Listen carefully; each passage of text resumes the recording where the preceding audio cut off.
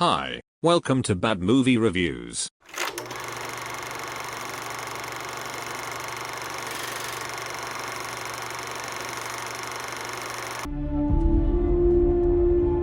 My name is Sarah Connor. August 29, 1997. It was supposed to be Judgment Day. This new Terminator movie has many talents involved, like Deadpool director Tim Miller, producer James Cameron, and even Linda Hamilton.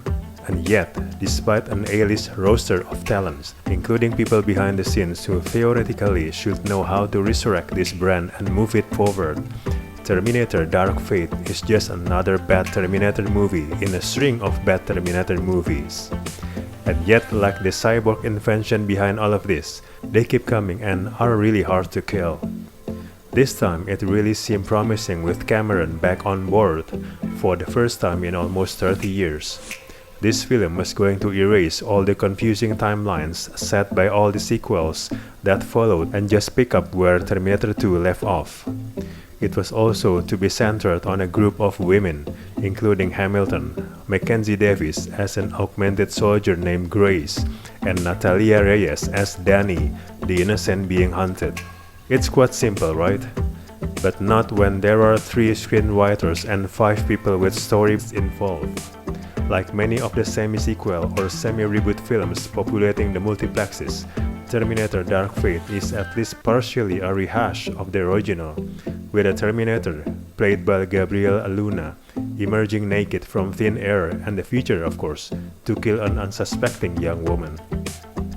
This time, said young woman is Danny Ramos, a nice-seeming but dreadfully underwritten auto factory worker who lives in Mexico with her dad and brother and takes quite some time to grasp the life and death situation she's in.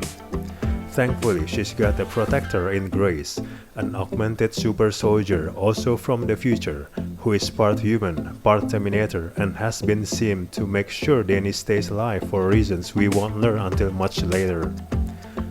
The Terminator's original damsel-turned-warrior Sarah Connor joins their ranks too, and it gives me no pleasure to report that it's not an enjoyable comeback. Poor Linda Hamilton has been reduced to a lousy one-note caricature imagined by a group of men. She simply growls her awful one-liners. One for example, "I hunt Terminators and I drink till I black out. Enough of a resume for you?" Is this team of all male screenwriters to blame? Well, perhaps. This film is a perfect representation of something that thinks it is being feminist simply because the camera is pointed at 3 women most of the time.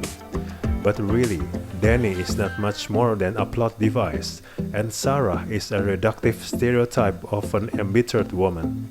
Even Grace, who thanks to Davis rises above the rotten script unscathed, has coded female imitation.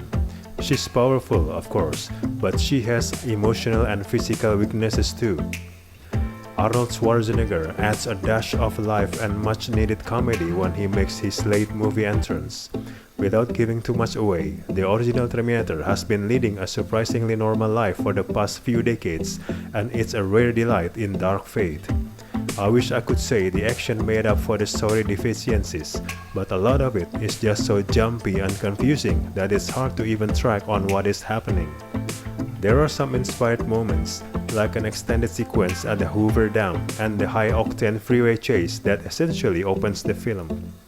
Still, the money and talent involved should have produced something significantly better, and of course the end set us up for more potential Terminator films.